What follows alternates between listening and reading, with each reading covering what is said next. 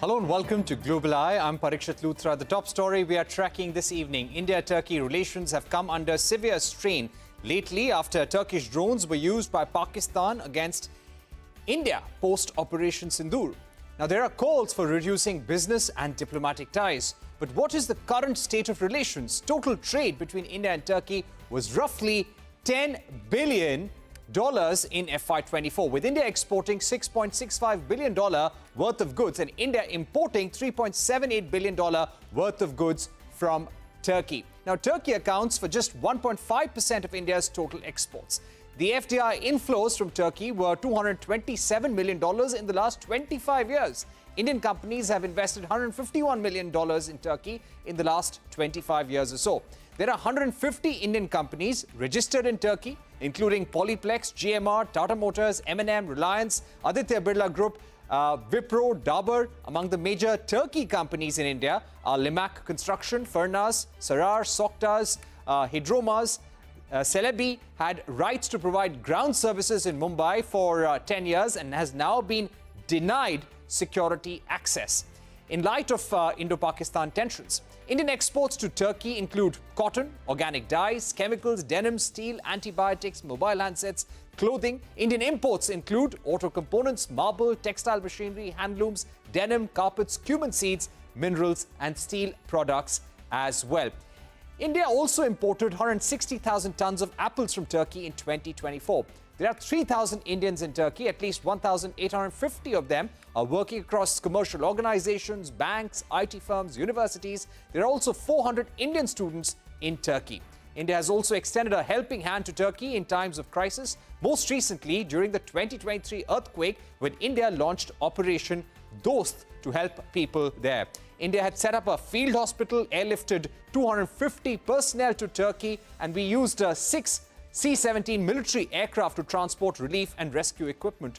This is also not the first time when Turkey has openly supported Pakistan. In February this year, President Erdogan had said that the Kashmir issue should be resolved through dialogue between India and Pakistan, and also according to UN resolutions, keeping in mind the aspirations of the people of Kashmir. This had led to a lot of angry reactions from India, and the Ministry of External Affairs had said that Turkey's stand on Kashmir was incorrect, biased, and unwarranted.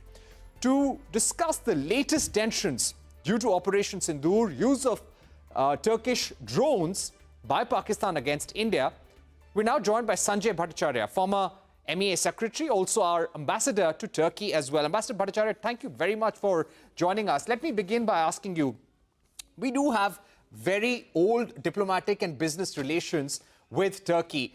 Having said that, do you feel the kind of reactions that we have seen today about boycotting Turkish goods due to national security, cutting down of tourism, stopping bookings, is this warranted considering that Turkey's stand on Pakistan and Kashmir is something we've always known and objected to in the past as well?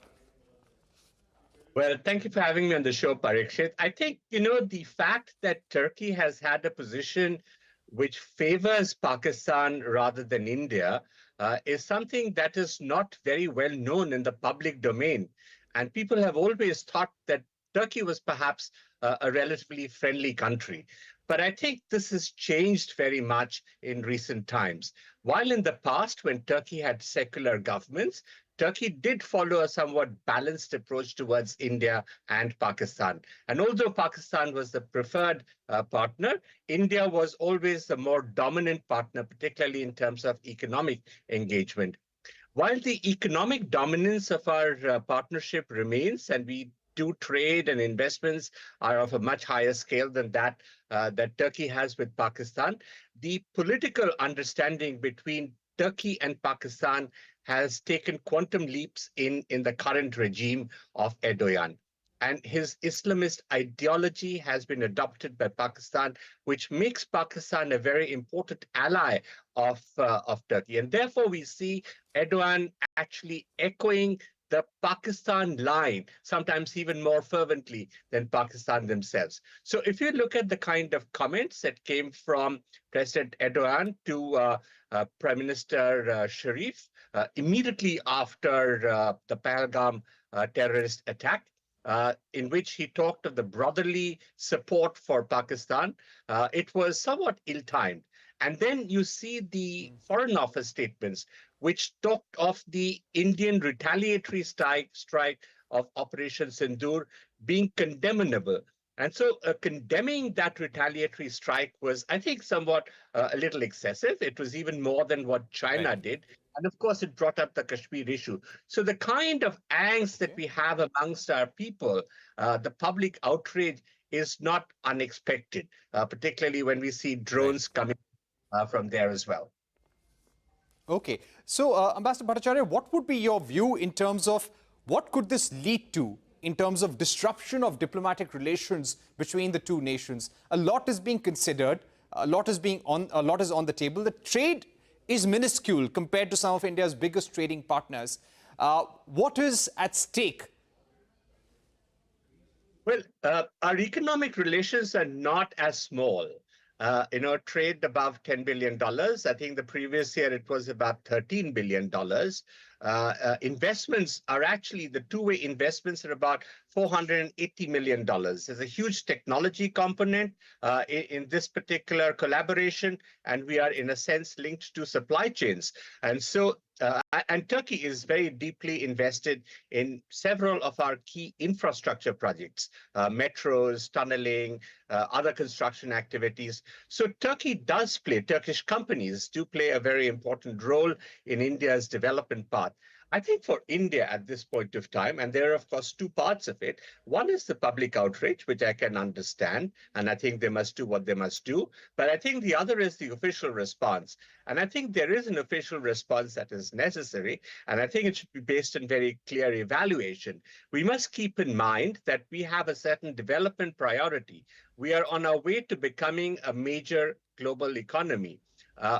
And part of that is a technology collaboration in which Turkey is a partner. Remember, Turkey probably has a per capita income which is equivalent to that of a middle-income country.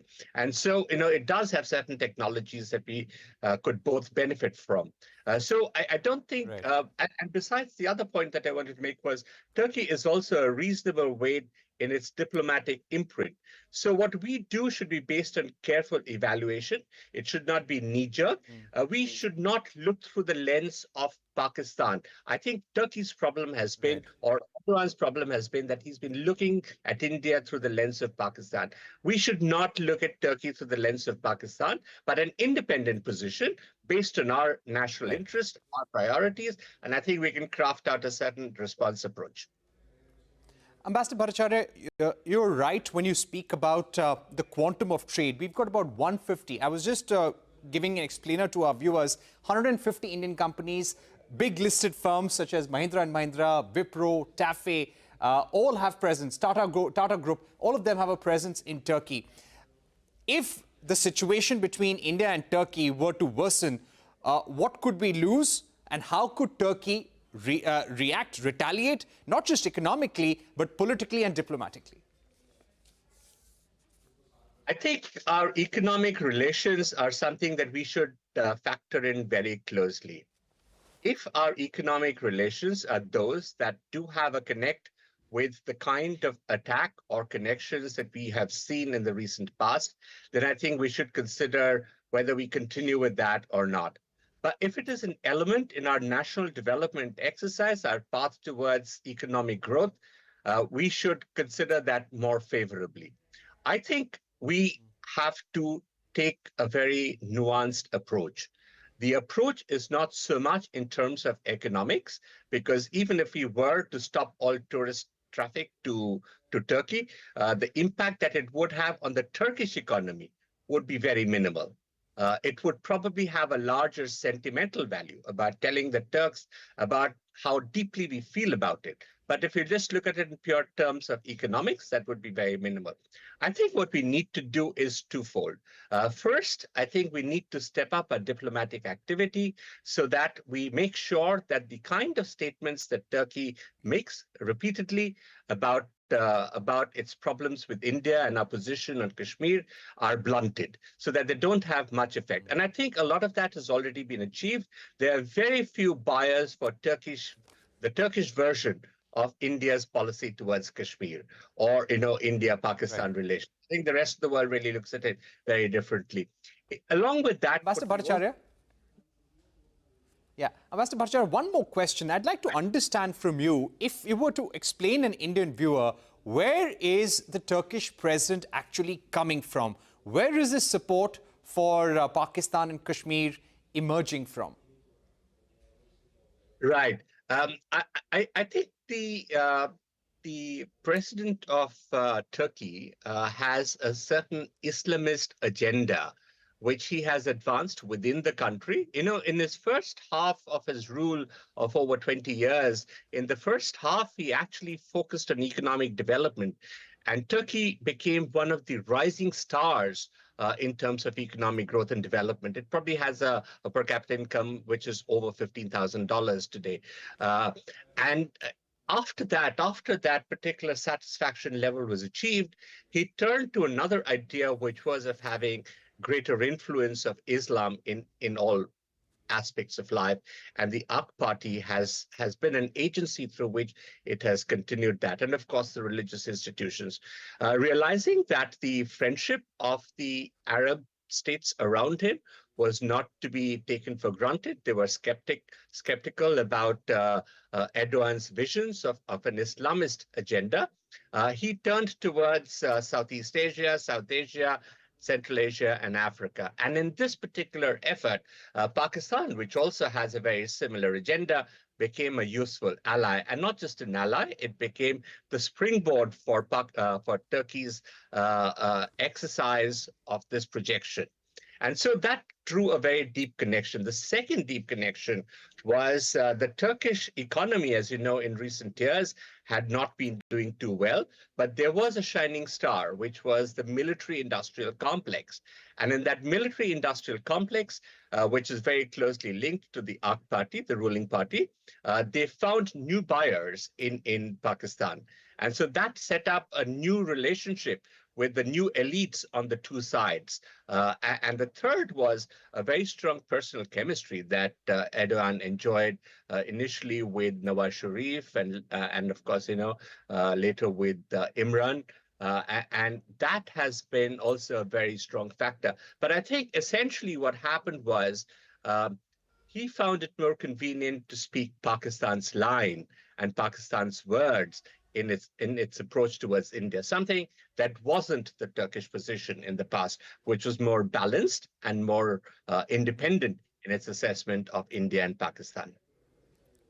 Right, and it also probably plays in with the view that the Turkish president wants to play a bigger regional role, and taking this strong Islamic line, supporting countries like Pakistan, somehow helps that agenda as well. Ambassador Bhattacharya, always a pleasure to have you here on Global Eye. Thank you very much for joining us at a time when India-Turkey relations are at an all-time low.